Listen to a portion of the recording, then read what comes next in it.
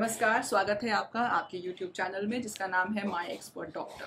मैं आपके साथ हूँ डॉक्टर शालिनी सिंह सालोम के कंसल्टेंट फिजिशियन की तरह कार्यरत हूँ।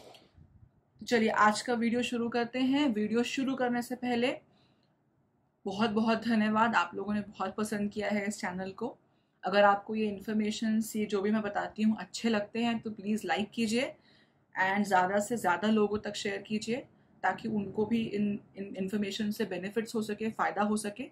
एंड प्लीज़ सब्सक्राइब करना मत भूलिए ताकि मेरे आगे आने वाले इन वीडियोस के बारे में आपको नोटिफिकेशंस मिलते जाएंगे। अभी कुछ दिनों पहले की बात है, हम रात में बैठे थे घर में सब जमावट करके, न्यूज़ चैनल चल रहा था। उसमें अचानक ब्रेकिंग न्यूज़ आई, कोरोना वायरस में हुआ बदलाव। उसके बाद उन्होंने कुछ double mutation, triple mutation, UK strain, Andhra Pradesh strain, south African strain, बहुत सारी चर्चाएं की। हम सब सुन रहे थे।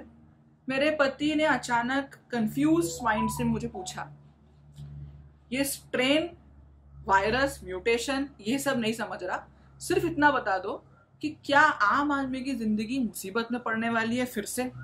क्या कुछ नई दुर्घटना होने वाली है? मुझे मालूम है आप सब भी ऐसे ही कुछ सोचते होगे। जब इतनी बड़ी बड़ी खबरें आपके सामने आती हैं आप डर जाते होगे। तो हम अब साइंटिस्ट तो है नहीं, तो ये स्ट्रेन, वायरस, वेरिएंट समझने में तो हमें कोई इंटरेस्ट नहीं है। आम आदमी क्या जानना चाहता है? आप क्या जानना चाहते हो कि क्या ये हमारी जिंदगी पे कोई नया असर डालने वाली है? क्या हम और बीमार पड़ सकते हैं? जैसे कुछ खबरें आ रही हैं कि वैक्सीन का शायद इन वायरसेस पे कोई असर नहीं होता। क्या ये सच है?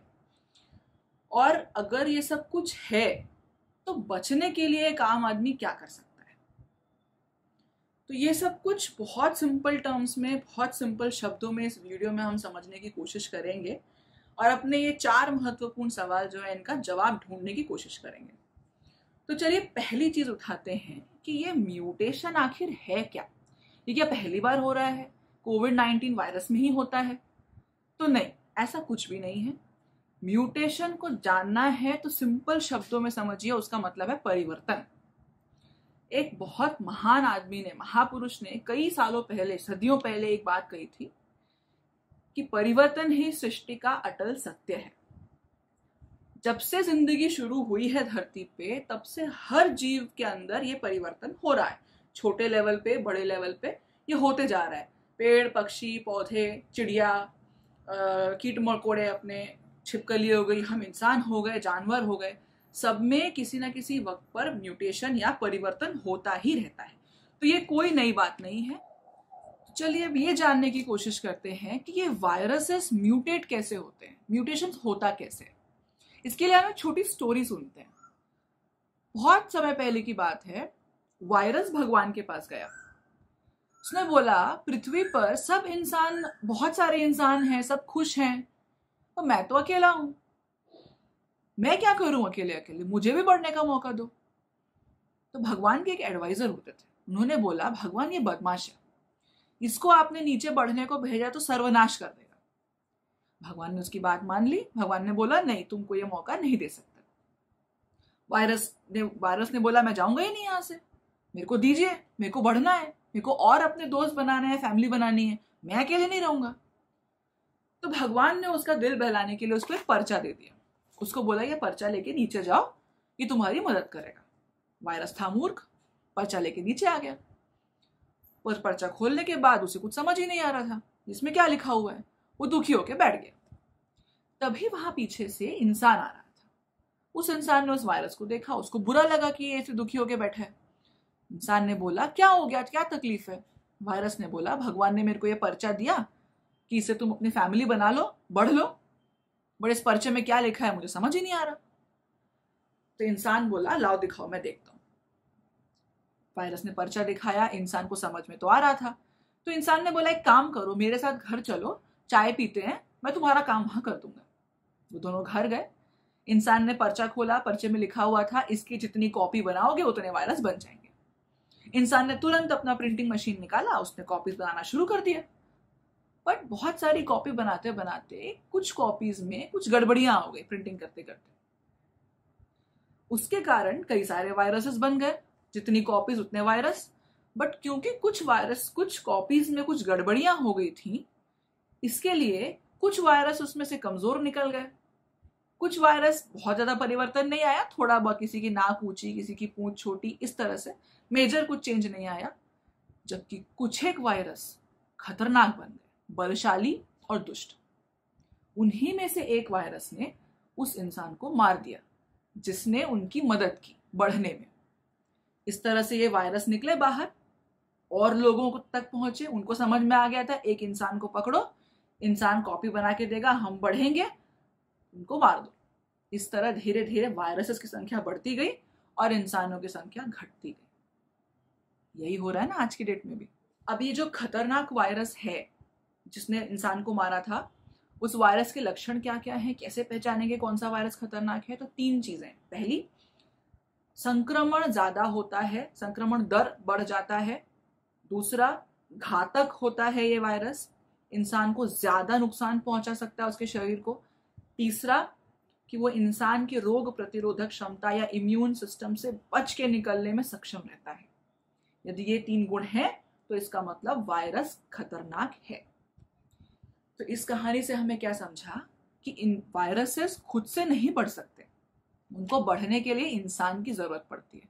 अगर हम इंसान उनको मौका ही ना दे बढ़ने का, उनसे दूर रहें, तो वो बढ़ेंगे नहीं तो उनमें वो कुछ दुष्ट जो बन रहे हैं म्यूटेशन से, गलतियों से, वो भी नहीं बनेंगे। तो यदि हमें अपने आप को बचाना है तो हमें इन वायरसेस को अपने आप से दूर रखना पड़ेगा। मतलब क्या, कैसे रखेंगे? मास्क, सोशल डिस्टेंसिंग और वो 12 तरीके जो मैंने पिछले वीडियो में बताए थे। अब यदि आपने वो पिछला वीडियो नहीं देखा है तो आज ही जाइए वो वीडियो देखिए, क्योंकि इनसे हमें दूर रहना है। तो ये हमने म्यूटेशन के बारे में सब समझ लिया। अब एक बहुत महत्वपूर्ण तीसरे चरण पे आते हैं।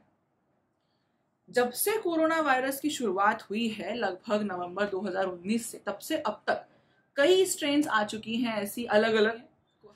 उसमें से ज्यादातर स्ट्रेन्स जो हैं वो कोई मायने नहीं रखती, वो 2 कैटेगरी में आती है अपनी। पहले जो आपने देखा अभी, हार्मलेस कैटेगरी, मतलब जो नुकसान नहीं पहुंचाती, या लगभग सेम कैटेगरी, नॉन सिग्निफिकेंट। इसमें से कुछ ऐसी हैं जो चिंताजनक हैं विश्व के लिए। उसमें सबसे पहले नाम आया UK strain, south Africa strain का। तो हम जानने की कोशिश करते हैं आपकी UK strain, south Africa strain कहाँ से शुरू हुआ। तो इसकी सबसे पहले इनके बारे में बताया था यूके ने। उन्होंने पूरी दुनिया को बताया कि भाई हमारे यहाँ कुछ बदलाव देखने को मिले हैं वायरसेस में जो चिंताजनक हो सकते हैं, इसीलिए क्योंकि उस एक वायरस में 1 दर्जन से ऊपर म्यूटेशन हो गए हैं। अब इतने म्यूटेशन हुए हैं तो कुछ सिग्निफिकेंट जगहों पे हुए होंगे, कुछ नॉन सिग्निफिकेंट जगह पे हुए होंगे। अब इसके बारे में पूरा डेटा तो नहीं है, बट लोगों का, विशेषज्ञों का मानना है कि इसके कारण एटलीस्ट वो 3 खतरनाक जो बातें हैं जो वायरस को खतरनाक बनाती है, उसमें से एक तो डेफिनेटली पूरी हो रही है, जो कि है इन्फेक्शन रेट बढ़ाने की। तो इस वायरस से इन्फेक्शन रेट तो डेफिनेटली बढ़ रहा है। भारत में भी ये विश्व में करीब आई दिसंबर 2020 के आसपास, और भारत में फरवरी 2020 के आसपास आई। हम देख रहे हैं ऊपर जो नॉर्थ इंडिया का पार्ट है उसमें मैक्सिमम यूके स्ट्रेन्स आपको देखने को मिल रही हैं सैंपलिंग के दौरान। तो डेफिनेटली ये इन्फेक्शन रेट बढ़ा रही है। इसके साथ साथ इंडिया में कई जगहों पे साउथ अफ्रीकन स्ट्रेन भी है, कैलिफोर्निया स्ट्रेन भी है। बट एक स्ट्रेन जो बहुत ज्यादा आजकल खबरों में है, चर्चा में है, वो है डबल म्यूटेशन। तो ये डबल म्यूटेशन स्ट्रेन क्या है? तो ये भारत का उपहार है विश्व के लिए कि तुमने हमको यूके स्ट्रेन दी, अब हम तुमको डबल म्यूटेशन स्ट्रेन देंगे।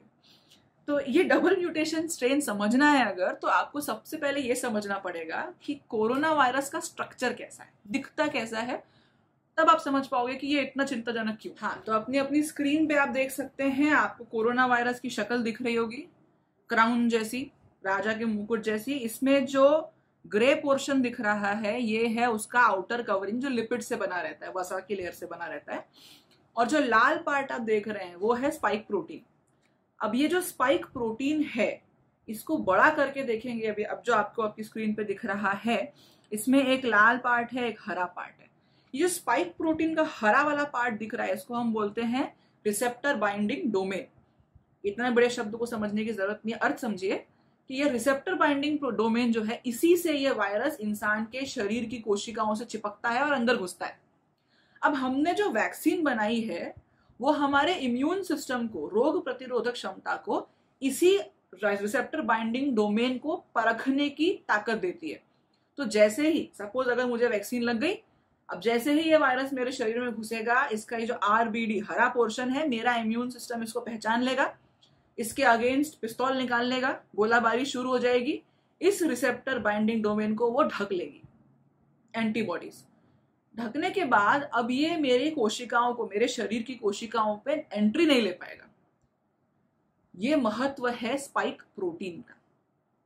अब जबरदस्त बात यह है कि ये जो इंडिया का उपहार है विश्व के लिए, डबल म्यूटेशन, ये दोनों ही म्यूटेशन स्पाइक प्रोटीन में हुए हैं। और ऐसा मानना है कि इसमें से एक म्यूटेशन जो है वो लगभग रिसेप्टर बाइंडिंग डोमेन के पास है। मतलब क्या कि वायरस ने अपनी बुद्धिमत्ता का एग्जाम्पल देते हुए अपने आरबीडी को ही चेंज कर लिया है। मतलब अब आप कितनी भी कोशिश कर लो भाई साहब, आपका इम्यून सिस्टम उसको ना पहचान पाएगा। ये सीधे शब्दों में उसका अर्थ है। अब जो नर्डी लोग हैं, जिन लोगों को एक्चुअली में जानना है कि ये म्यूटेशन का नाम क्या, उनके लिए दो नाम बता देती हूँ, E484Q और L452R। ये दो जगह म्यूटेशन है। हमें क्या मतलब, हम तो आम आदमी हैं। तो ये हो गया, मतलब खतरा बढ़ गया, क्योंकि भाई इसने तो इम्यून सिस्टम से बचने का रास्ता ढूंढ लिया है। अब ट्रिपल म्यूटेशन क्या है, तो इन दोनों म्यूटेशन के ऊपर एक म्यूटेशन और हो गया है जो स्पाइक प्रोटीन में नहीं, किसी और जगह पर है। तो उससे अपने को खास फर्क पड़ नहीं रहा अभी की डेट में, तो उसको छोड़ देते हैं। डबल म्यूटेशन से फर्क पड़ सकता है हमको। सो अब तक हमने समझ लिया हम कितने स्ट्रेन्स के साथ जी रहे हैं, उसमें से कौन कौन सी स्ट्रेन्स खतरनाक है और सबसे खतरनाक क्या है। अब हमारे शुरुआत के 4 क्वेश्चन थे, उस पर जाते हैं। पहला क्वेश्चन कि क्या ये हमारी जिंदगियों पे असर डालेगा, तो डाल ही रहा है। अपने आसपास नजर फिराकर देखिए, कितने लोग अस्पतालों में हैं, ऑक्सीजन नहीं है, बेड नहीं है, तो डाल तो रहा है असर हमारी जिंदगियों में ये। दूसरा था कि क्या इससे इन्फेक्शन का रेट बढ़ जाएगा, तो बढ़ रहा है। पिछली वेव में हम कई ऐसे लोगों का नाम दे सकते थे जिनके परिवार में कोई भी अफेक्ट नहीं हुआ था। इस वेव में जरा फोन घुमा के देखिए, आपकी फोन डायरेक्टरी में, मोबाइल फोन में कितने ऐसे लोग हैं जो कोरोना से, वो या उनके परिवार में कोई कोरोना से पीड़ित हुआ है। दूसरा, क्या ये ज्यादा किलर है, तो हाँ है। देखिए अब तो यंग लोग भी, नौजवान भी जिनकी इम्यूनिटी अच्छी है, वो लोग भी अस्पताल में भर्ती हो रहे हैं, सीरियस हो रहे हैं। बहुत बुरी बात है, शोक की बात है कि उनकी मौत भी हो रही है। तो मृत्यु दर बढ़ रही है, इन्फेक्शन का रेट बढ़ रहा है, और अभी हमने सबूत देखा कि हो सकता है कि ये इम्यून सिस्टम से बच के निकलने का भी रास्ता ढूंढ चुका है। तो मतलब ये वायरस हमारी जिंदगियों पे बहुत प्रभाव डाल रहा है, हमारी जिंदगियां बदल सकती हैं। इन सवालों के जवाब आज तक विशेषज्ञ नहीं दे पाए, क्योंकि उनको डेटा चाहिए। वो डेटा ढूंढ रहे हैं, डेटा इतनी जल्दी कहाँ मिलेगा। अब तो कुछ ही दिन तो हुए हैं अभी। बट अगर एक आम आदमी अपना कॉमन सेंस लगा के देखे तो वो तो जवाब ढूंढ सकता है ना। हमने ढूंढ लिया हमारे सारे सवालों के जवाब। अब सबसे इंपॉर्टेंट चौथे सवाल पे आते हैं कि इससे बचे कैसे, क्या करें कि हम बच जाएं। तो हमको म्यूटेशन रोकना है, तो हमको वायरस को बढ़ने से, फैलने से रोकना होगा। और अगर वो करना है तो हमको प्रोटेक्शन के, प्रिकॉशन के मेजर्स फॉलो करने होंगे। इसके अलावा कोई दूसरा उपाय तो दिख नहीं रहा। अब ये भी ना समझ में आए तो आपको इतिहास में लेके चलते हैं। करीबन 100 साल पहले एक ऐसी ही बीमारी आई थी, स्पेनिश इन्फ्लुएंजा के नाम से। उस समय में कई सौ लाखों लोगों की जानें गई होंगी। एग्जैक्ट डेटा तो शायद नहीं है अब, बट ये उतनी ही सीवियर थी जितनी आज की डेट में कोरोना वायरस है या बीमारी है। कई लोग मरे, कई लोगों की जिंदगियां बर्बाद हुई। उन लोगों के पास वैक्सीन भी नहीं था, रेमडेसिविर और एक्टेम्बरा जैसी दवाइयां भी नहीं थी, जिसको हम आजकल रामबाण समझ रहे हैं, वो भी नहीं थे। फिर भी उन लोगों ने छोटे समय में ही, कम समय में ही इस बीमारी को खत्म कर दिया, इस पे जीत हासिल कर ली। कैसे? उन लोगों ने सिर्फ 2 चीजें देखी या फॉलो की, मास्क और सोशल डिस्टेंसिंग। मतलब ये जो 2 चीजें 1.5 साल से लोग बोल रहे हैं, ये आजमाई हुई हैं। ये 100 साल पहले लोग कर चुके हैं और इसके सहारे जीत चुके हैं। ये जीत का मंत्र है, तो इसको फॉलो करना चाहिए हमको। इतिहास से सीख के, अपने एंसेस्टर्स से सीख के हमें ये दोनों चीजें फॉलो करनी चाहिए। शायद अब यही हमें बचा पाए। इसके अलावा मैं एक छोटी सी बात और बोलना चाहूंगी, ये जो वैक्सीन्स हैं, हालांकि ये रूमर्स आ रहे हैं, हमने अभी देखा भी कि हो सकता है वैक्सीन्स काम ना करे, बट अब तक का जो डेटा सामने आया है, वैक्सीन्स जिन लोगों को लगी है यूके में, इजराइल में, अलग अलग देशों से, उसमें इतना पता चला है कि वैक्सीन लगने के बाद हो सकता है इन्फेक्शन हो, बट लोग अस्पताल में कम भर्ती हो रहे हैं, उनकी मृत्यु का दर कम है उन लोगों में जिनमें वैक्सीन लगी है कंपेयर टू वो लोग जिनमें वैक्सीन नहीं लगी है। मतलब आपको इन्फेक्शन होगा बट गंभीर बीमारी नहीं होगी, तो कम से कम उसे तो रोक ले हम आज की डेट में। तो हमारे हाथ में जो है, डूबते को तिनके का सहारा समझिए। तो ये दो चीज, सोशल डिस्टेंसिंग, मास्क और तीसरा वैक्सीन, इसके सहारे अपनी नैया पार लगाने की कोशिश करते हैं, कोविड से जीतने की कोशिश करते हैं, म्यूटेशन रोकने की कोशिश करते हैं। तो ये म्यूटेशन पे हमने सब कुछ देख लिया कि ये होता क्या है, वायरसेस में म्यूटेशन कैसे होता है, उसके कारण अपने हमारे आसपास अभी कितनी म्यूटेशन की स्ट्रेन्स घूम रही हैं, वेरिएंट्स बोलते हैं जिनको, और उनसे हमारी जिंदगी में क्या प्रभाव पड़ सकता है, और इन सब से बचने के लिए हमको क्या करना है, सब देख लिया। अब इसके बाद अगले वीडियो में हम देखेंगे वैक्सीन्स के बारे में कुछ बहुत इंपॉर्टेंट चीजें जो आई एम श्योर आपके दिमाग में सब कई दिनों से चल रहे होंगे प्रश्न, जिन पे कि वैक्सीन किनको लगवानी चाहिए, वैक्सीन लगवाने से कोई खतरा तो नहीं है, या है तो क्या सावधानियां बरतनी चाहिए, मार्केट में इतनी वैक्सीन है, इसमें से हम कौन सी लगाएं क्योंकि हमको तो बेस्ट चाहिए। तो इन सब का आंसर मिलेगा अगले वीडियो में। तब तक के लिए आप अपने घरों में स्वस्थ रहिए, मस्त रहिए। नमस्कार।